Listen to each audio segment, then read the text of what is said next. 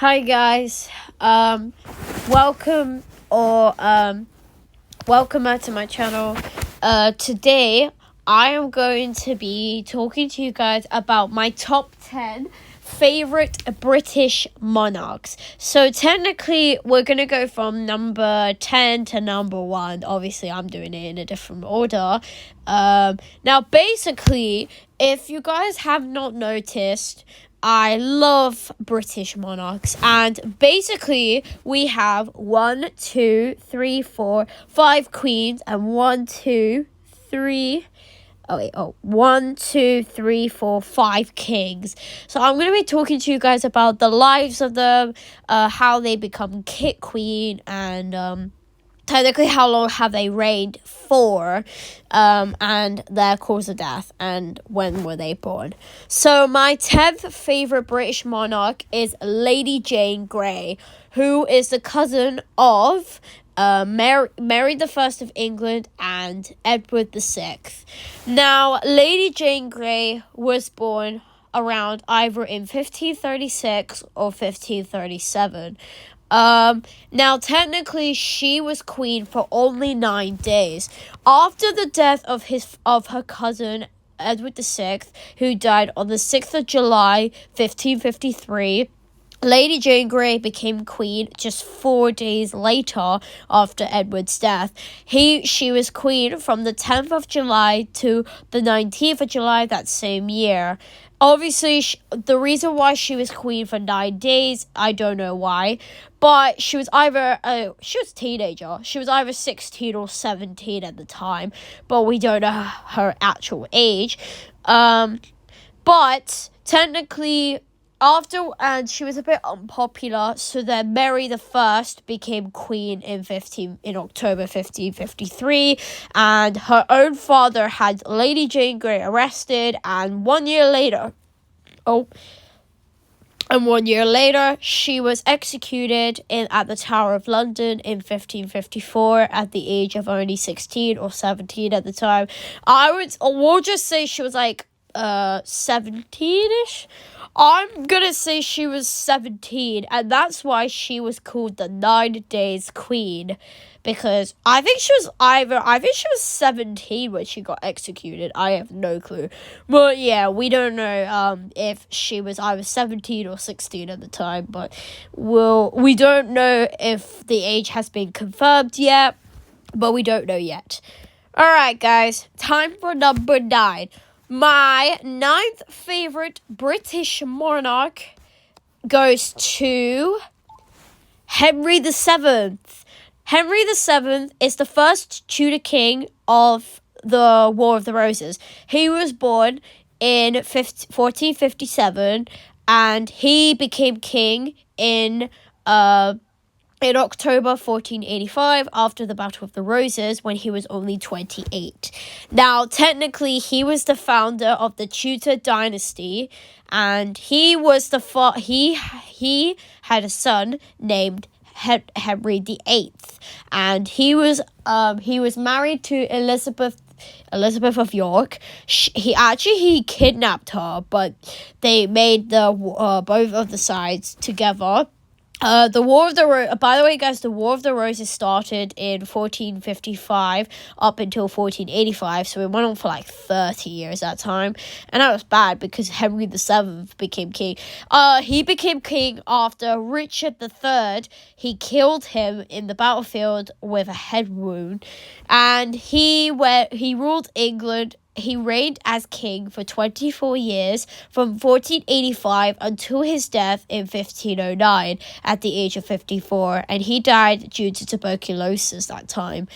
And obviously, he passed the crown to his son, Henry VIII, who is possibly 18 or 17 at the time. Some people say he was 17, some people say he was 18, but I would say he was 18 at the time, because he was the one who had 6 wives, but he's not on our list right now, so, yep.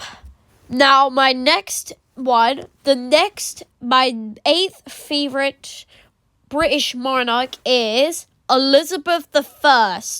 Elizabeth I is the daughter of Henry VIII's second wife, Anne Boleyn. She was born at Greenwich on the 7th of September, 1533.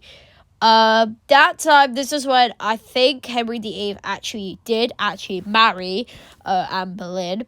But 3 years later, when she was 3, Anne Boleyn was executed due to treasoning, adultery for some reason. I don't know why. I don't know. But technically, she became queen in November 1558 after the death of her sister, Mary I. She reigned England for 45 years. And that's why that's called the Elizabeth era, because she ruled for a while, but when she was 29, she had smallpox, but she suffered some scarring on her face. That's why she was wearing this beautiful makeup. She reigned from 1558 until her death in 1603 when she was 67, and she died of makeup poisoning for some reason. Well, I don't know.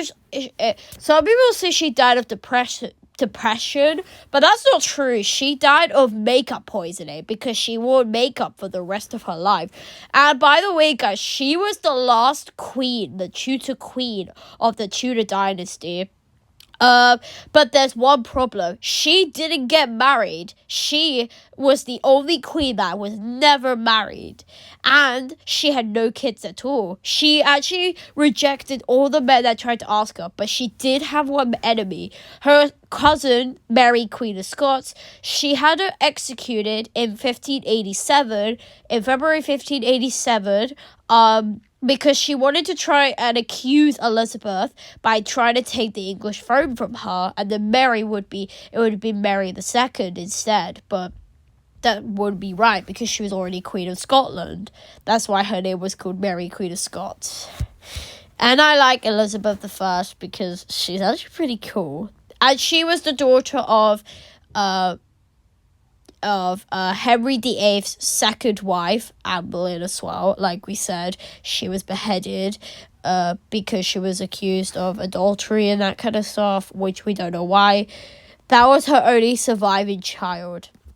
The next British monarch is Charles II. Yep, Charles II is my seventh favorite. He was the son of Charles I of England, who lost his head in 1649. Remember that. He was born in May 1630, and he was only 8 years old when the Civil War broke out in 1642. But that could be wrong because I don't know. But he was Prince of France, by the way.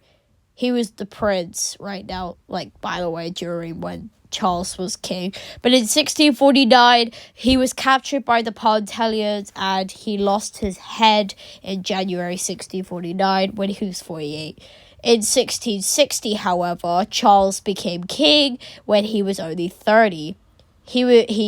I think he became king around in May-ish. No, it was April 1660. He was only 30. He reigned as king for 24 years, from 1660 right the way up to 1685. He died in February 1685 at the age of 54 due to a stroke. Now, technically, he was the one that brought back Christmas when Oliver Cromwell took over England. Apparently, he cancelled it in 1647 for 13 years until 1660. It was taken back again. So, and then he was like, it's a Christmas miracle. Charles II's like, And the Great Fire of London broke out in 1666. And the plague came back 2 years before, in 1664. Now, my sixth favorite British monarch is Queen Anne. Anne is the Queen of England. Now, technically, she was the one that suffered pregnancies. She suffered a lot of miscarriages. She was born in 1665. When she was 18, she married to a king in Denmark in 1683. for the next 17 years, she would have 17 pregnancies. So she would have 18 children. But unfortunately, she lost all of her children. Her only surviving son was actually Prince William, Duke of Gloucester. He was born on the 24th of July, 1689, but he died at the age of 11 due to unknown illness on the 30th of July, 1700. And Anne was heartbroken. She became queen in 1702.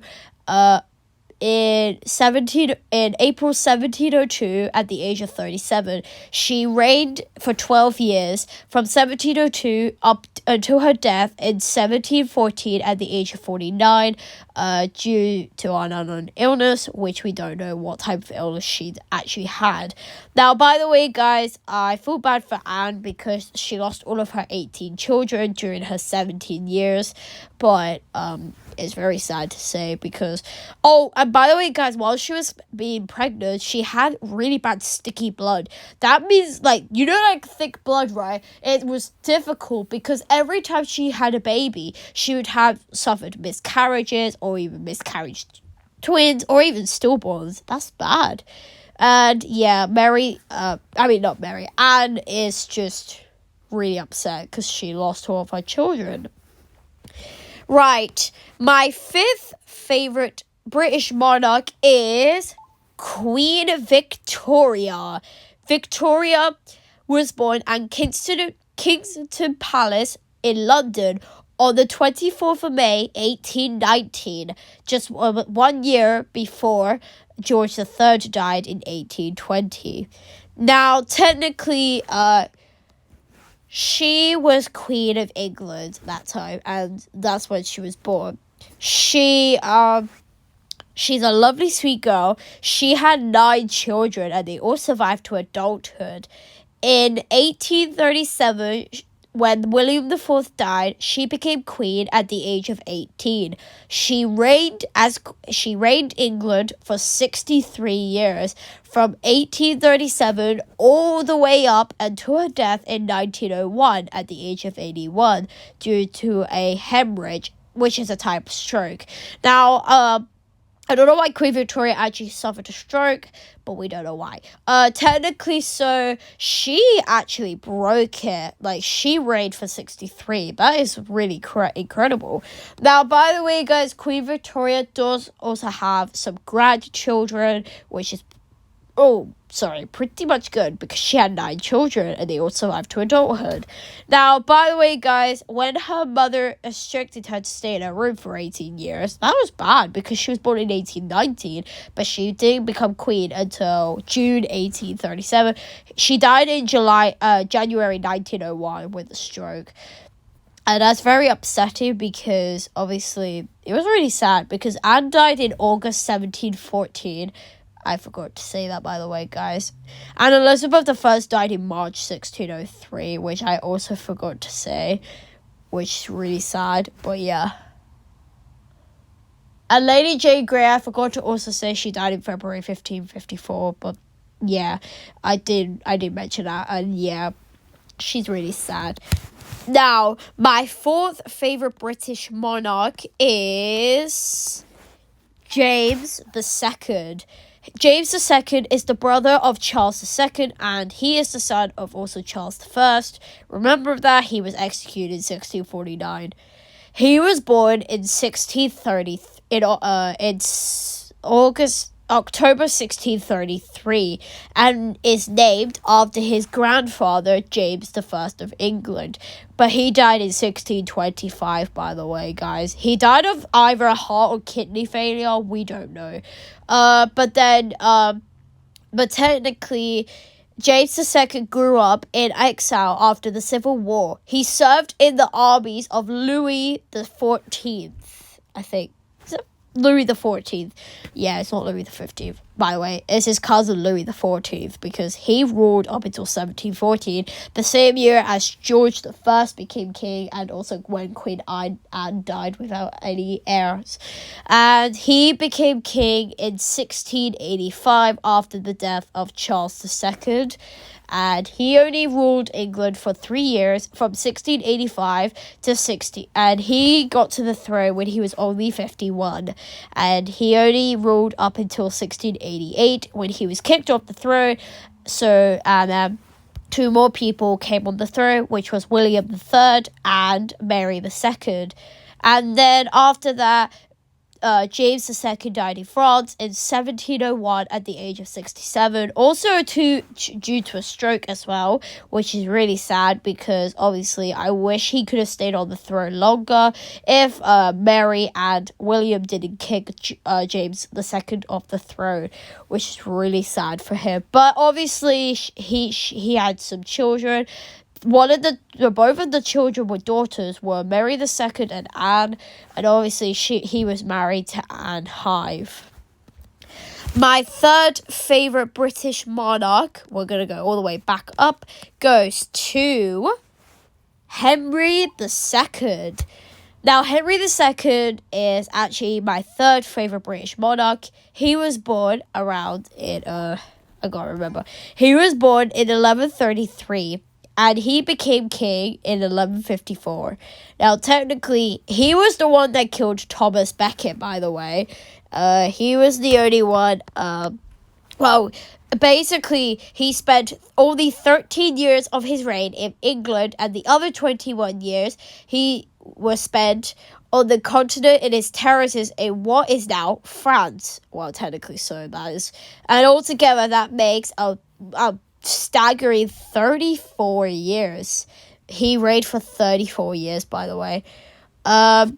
He ruled from 1154 until his death in 1189 at the age of 56.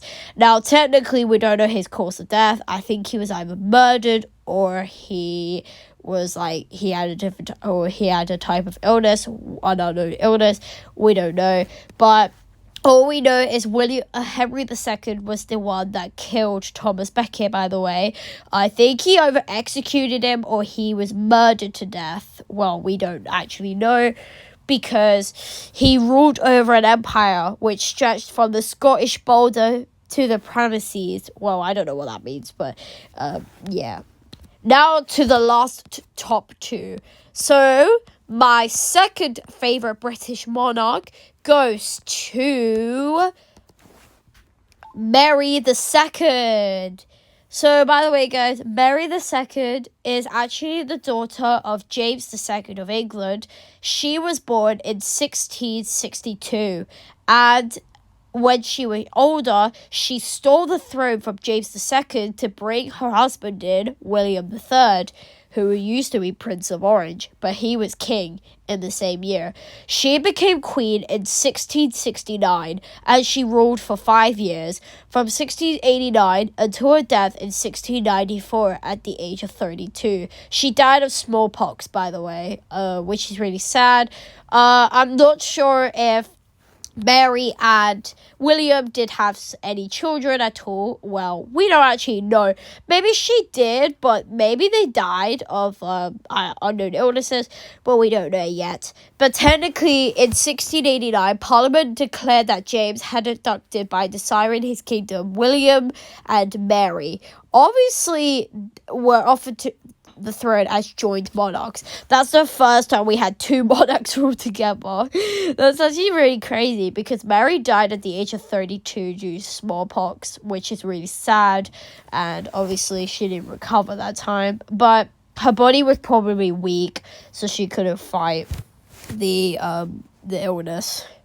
And now, the final British monarch, my first favorite British monarch, is George the First. Yes, guys, George the First is my very, very first English monarch. He was born in May 1660, and he was the first Hanover king. And at the age of 54, he became king in 1714 after his cousin Anne died. In August 1714, by the way. He became king in October 1714, and he reigned for 13 years, from 1714 until his death in 1727 at the age of 67, due to, basically, he died in June 1727 at the age of 67. He died of a stroke on his carriage on the way to Hanover, and then, by the way, guys, he did have a son named George II, but technically they didn't get along, and his wife, Sophia Dorothea, was actually in prison, which I don't know why. That is actually very sad, because why did... George I spoke German and French and a little English. What? He was more German and Scottish. Oh, no, French and German. Yeah, that's right. French and German. But we don't know why. But some people say he died of... Apparently, he was eating too many strawberries, and that's why he died. He had a stroke on his way to Hanover. Now, technically, it's really sad to hear, because I feel bad for George I, because he was a good king. He could have reigned longer, but that would be really bad. But anyways, guys, I hope you guys enjoyed this video. Please leave a like and subscribe if you haven't already.